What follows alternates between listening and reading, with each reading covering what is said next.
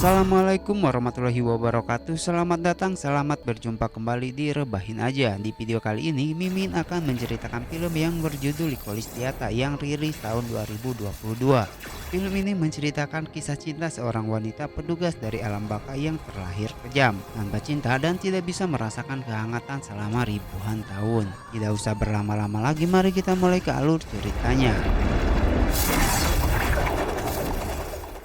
Di suatu malam, 4 orang petugas dari alam baka bernama Senchi, Pamanjo, Linggu, dan Mansu ditugaskan untuk menangkap iblis yang bernama Inkubus. Dia sering melakukan kejahatan, menculik seorang gadis hingga membunuhnya.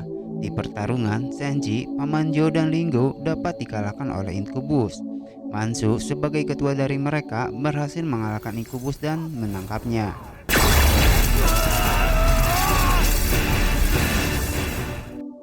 Inkubus lalu dibawa ke alam baka untuk dilakukan persidangan.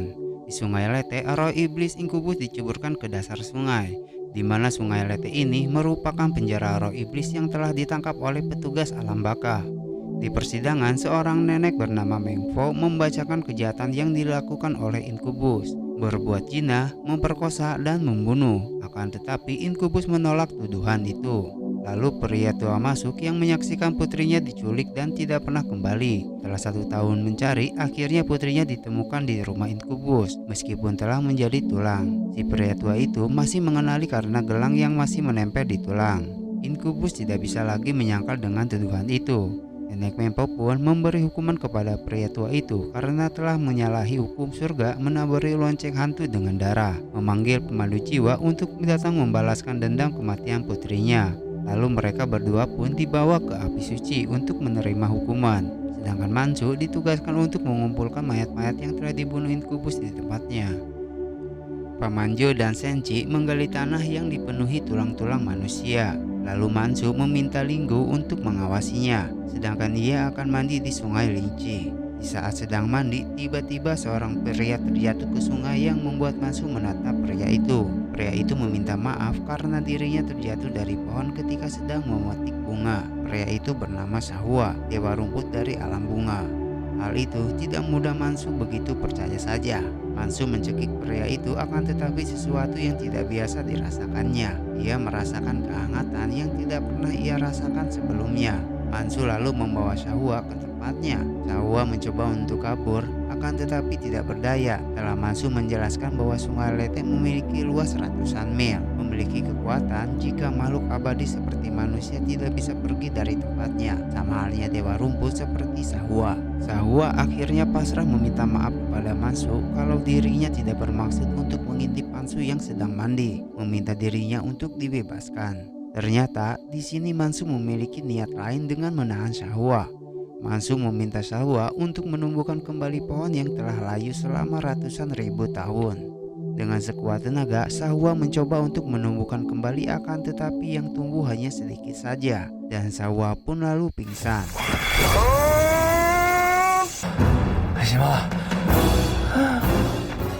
Di dalam rumah, Linggu menanyakan alasan Mansu menahannya. Ia menjelaskan kalau Sahua memiliki tubuh hangat yang tidak pernah ia rasakan selama ini. Linggu hanya takut jika Mengpo tahu menahan seorang laki-laki akan terkena hukuman. Sahua akhirnya tersadar. Mansu memintanya untuk makan sup yang telah disediakan. Sahua memuntahkan makanan supnya karena bagi dirinya sup yang telah dihidangkan sangatlah tidak enak. Linggu menjelaskan di Sungai Lete semua makhluk sudah layu, hanya jamur yang tumbuh dari bentuk kebencian yang bisa dimakan. Sahua lalu menawarkan dirinya untuk memasak makanan karena merasa dirinya memiliki bakat dalam memasak. Dengan perlengkapan yang ada di keranjangnya, Sahua menunjukkan kehebatannya dalam memasak.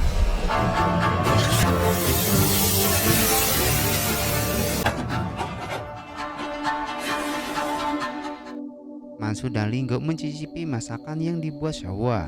Mereka menyanjungnya, tidak pernah merasakan masakan yang seenak ini. Sahua menjelaskan bahwa masakan ini hidangan biasa. Di dunia manusia sangat banyak masakan yang lebih enak dari masakannya. Hendak akan bobo, Sahua yang gelisah masih memikirkan cara menumbuhkan kembali pohon yang telah layu. Mansu percaya kalau Sahua bisa menumbuhkan kembali pohon yang telah layu.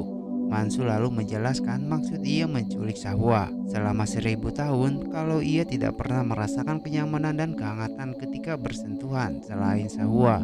Di pagi hari mereka dikejutkan dengan kedatangan nenek Mempo yang tiba-tiba datang ke tempatnya. Untungnya ada Linggo yang mengulur waktu untuk Mansu menyembunyikan Mas Sahwa. Akan tetapi si nenek mencium aroma bau orang asing yang membuat dirinya curiga. Namun Mansu mengalihkan pembicaraan ke topik yang lain. Mansu bertanya kenapa dirinya memiliki tubuh yang dingin tidak seperti orang lain.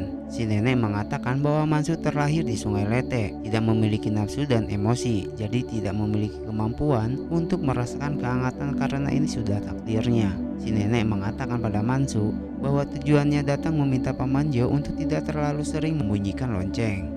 Karena kebencian yang diterima oleh alam baka telah berkembang, membuat beberapa hari ini belum membaik. Tak berselang lama lonceng pun berbunyi. Mansu dan Linggo bergegas pergi ke dunia manusia. Kini mereka berada di sebuah rumah bordir. Wanita-wanita penghibur dan lelaki hidung belang terdapat di dalamnya. Terdengar suara di sebuah kamar. Ternyata seorang wanita sedang menikam seorang laki-laki. Ia lalu dibawa ke alam baka untuk menghadap nenek Mengpo. Di persidangan itu, ia tidak menyesali dengan perbuatan yang telah dilakukannya. Ia menginginkan dihukum di api penyucian sebagai penghilang rasa sakit hati selama ini. Mansu yang telah kembali, Sahwa merasakan perbedaan pada Mansu. Ternyata Mansu tubuhnya menjadi hangat. Lalu Mansu meminta Sahwa pergi ke dunia manusia untuk menikmati makan sup hangat musim dingin. Di dunia manusia, Mansu sangat senang karena ini pertama kalinya berada di pusat keramaian kota, mulai mencicipi makanan hingga melihat-lihat sebuah hiburan. Akan tetapi Mansu menyuruh Sahwa untuk pergi karena tidak ada alasan lagi untuk menahannya. Di alam baka tiba-tiba muncul kabut berdarah, lalu lonceng pun berbunyi bergegas pergi ke dunia manusia, dan ternyata Sahwa lah yang telah membunyikan lonceng. Mansu dan utusan alam baka lainnya membantunya menghilangkan kabut darah dengan menghisapnya. Setelah kembali normal, tiba-tiba Mansu pingsan. Mengetahui hal itu, nenek Mempo pun sangat marah karena ia tahu kabut merah itu sangat beracun dan dapat menghilangkan kekuatannya yang sudah ribuan tahun. Mansu hanya ingin menyelamatkan pohon-pohon yang telah terkorosi oleh kabut berdarah. Hal itu bisa menyebabkan tunas baru ikut mati. Mendengar hal itu, si nenek malah makin marah, menghukum Mansu untuk tidak meninggalkan Sungai Lete. Linggo yang melihat Mansu setiap harinya murung terus. Lalu ia menyadari kalau Mansu sedang dilanda jatuh cinta. Ia pun lalu pergi membawa Sahwa. Melihat Sahwa, Mansu pun kembali ceria. Lalu mereka pun menghabiskan waktu bersama. Ternyata nenek Mempo mengetahui Mansu sedang bersama dengan seorang pria. Nenek Mempo pun sangat marah karena telah menyanyiakan ajarannya selama ribuan tahun. Sebagai peri alam baka, harusnya Mansu menjaga keseimbangan antara yang baik dan yang jahat di dunia manusia. Bagi Mansu, hal itu bukanlah malapetaka. Cinta dan nafsu seharusnya membuat dirinya sebagai makhluk hidup di antara langit dan bumi. Mendengar itu, nenek Mempo pun semakin marah dan menghukum Mansu karena telah menyalahi aturan alam baka dan dipenjara di api penyucian. Linggo lalu pergi bertemu Sahwa untuk meminta tolong membebaskan Mansu. Akan tetapi ayah angkat Sahwa datang mencekik dan melenyapkan Linggo. Di sini kita tahu bahwa Sahwa mempunyai misi untuk menegati Mansu.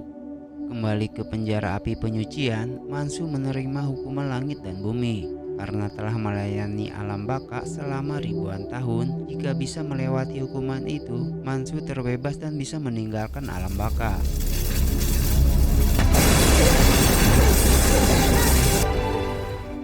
Akhirnya, Mansu bisa melewati hukuman petir dan terbebas dari api penyucian dan bertemu dengan Sahwa untuk menjalani kehidupan seperti yang diinginkan. Namun siapa sangka Mansu akan menerima kenyataan pahit pengkhianatan dari kekasih tercinta dengan menikahnya dari belakang.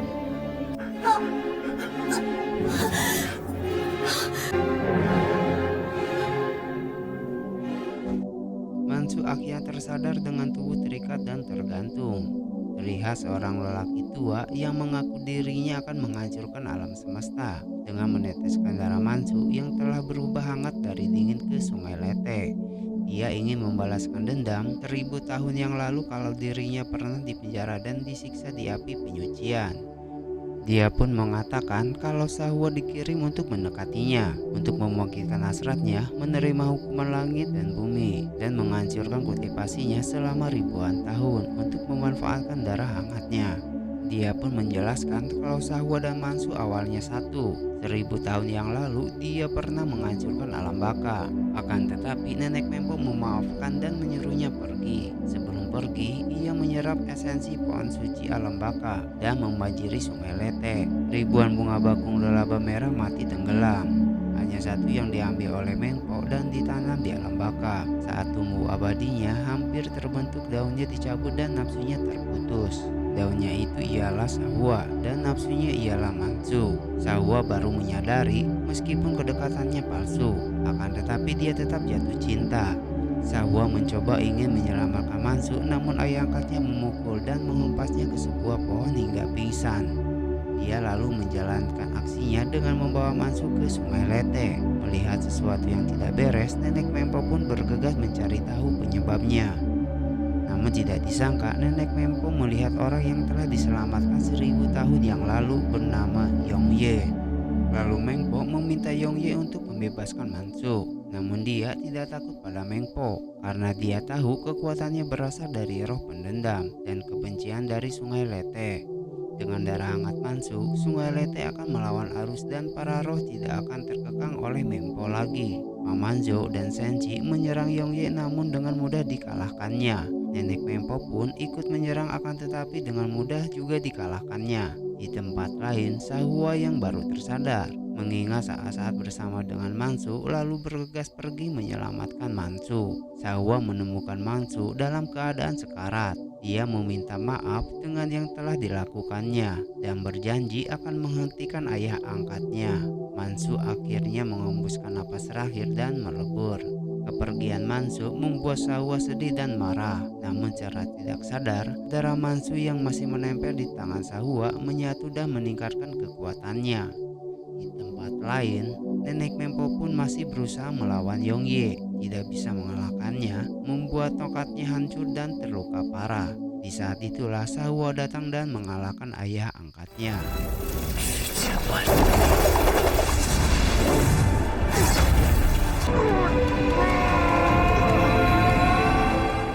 Berpindah 300 tahun kemudian, kini Sahwa menjadi petugas alam baka, menggantikan Mansu dan Linggo, dan film pun berakhir.